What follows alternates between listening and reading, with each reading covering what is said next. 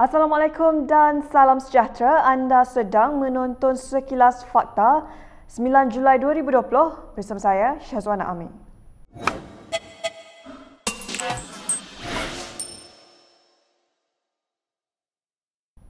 Menteri Pengangkutan Wee Ka Siong hari ini menjawab kenyataan pendahulunya Anthony Loke yang membangkitkan beberapa isu mengenai penjajaran semula projek laluan rel Pantai Timur ECRL. Loke sebelum ini mendakwa bahawa cadangan untuk mengembalikan semula jajaran asal projek ECRL itu adalah untuk mengecualikan Negeri Sembilan. Wee berkata Exco Negeri Sembilan Teo Kok Siong turut mendakwa beliau tidak mengambil kira kepentingan Negeri Sembilan dan menyokong jajaran asal selepas dicadangkan oleh Menteri Besar Pahang Wan Rosli Wan Ismail.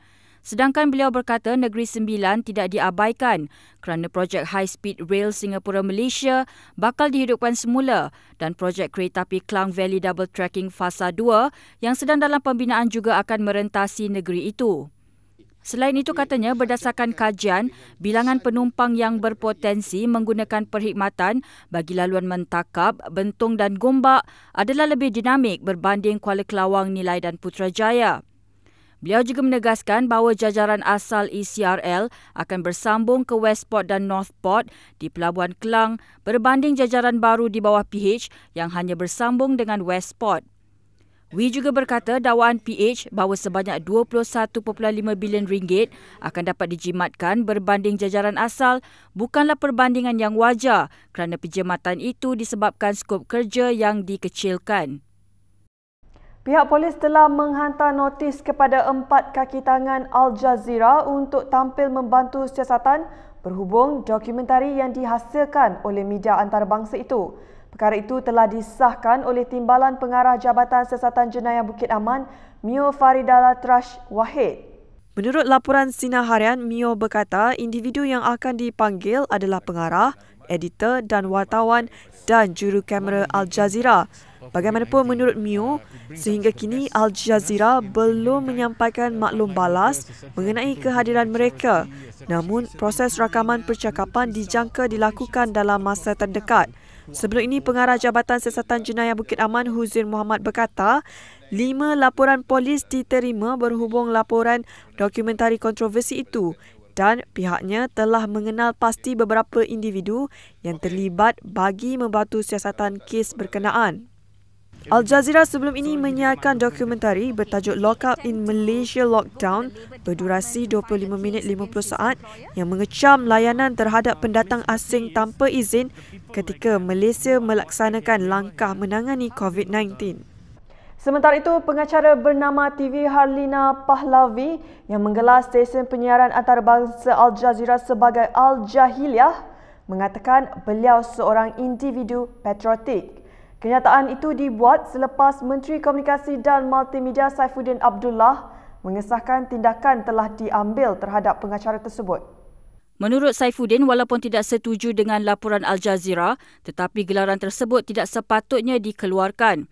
Katanya lagi, beliau telah dimaklumkan oleh pengerusi bernama bahawa tindakan telah diambil.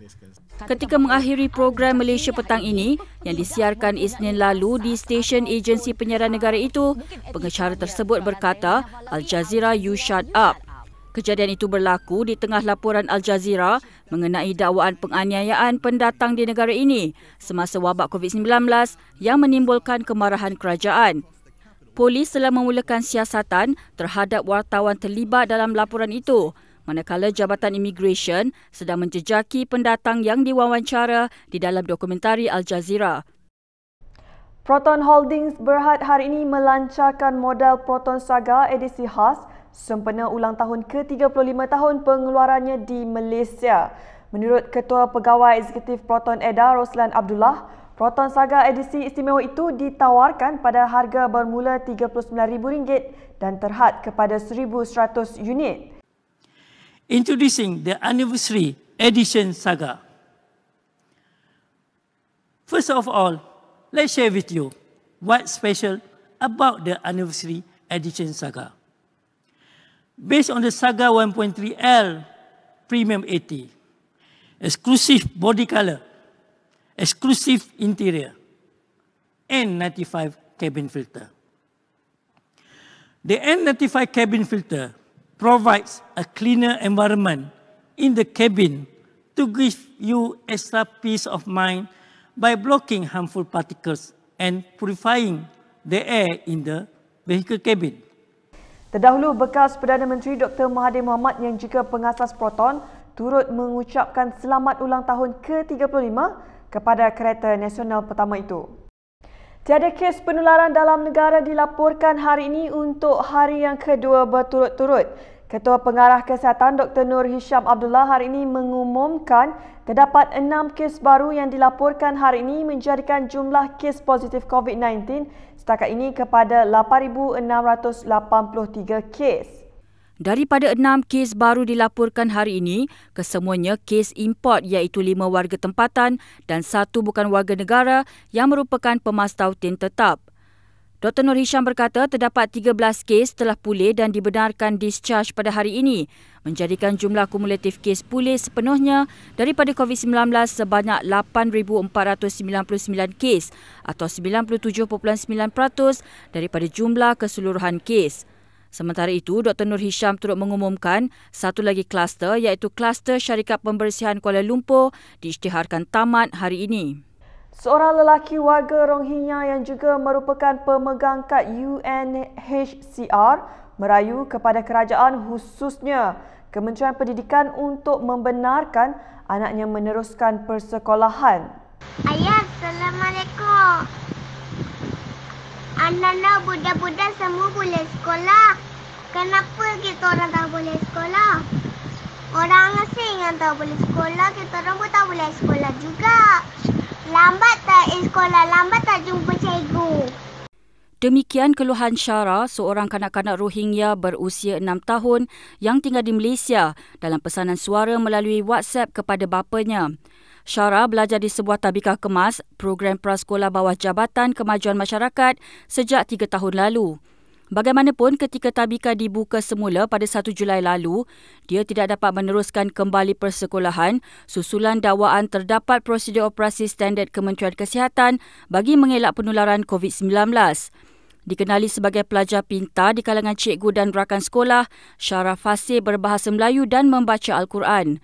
Syara juga bercita-cita mahu menjadi doktor kerana ingin membantu golongan miskin susulan pengalaman dilaluinya sebagai anak Rohingya yang serba susah. Bapanya Haris berkata beliau dimaklumkan bahawa Syara tidak dapat hadir ke kelas oleh pihak sekolah pada 30 Jun, sehari sebelum ia dibuka kembali menurut mesej yang dikongsi dengan Malaysia Kini.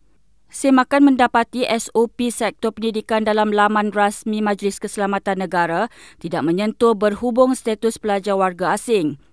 Sementara itu, Haris merayu kerajaan membenarkan Syara dan anak pelarian yang senasib dengan anaknya meneruskan pendidikan kerana pendidikan satu-satunya perkara yang akan membantu pelarian seperti mereka pada masa akan datang. Baiklah, sekian sahaja daripada saya, Syazwana Amir, untuk sekilas fakta. Untuk lebih banyak berita, anda boleh melayari kinitv.com. Anda juga boleh mengikuti kami di Instagram, Twitter, YouTube dan Facebook. Salam hormat dan jumpa lagi.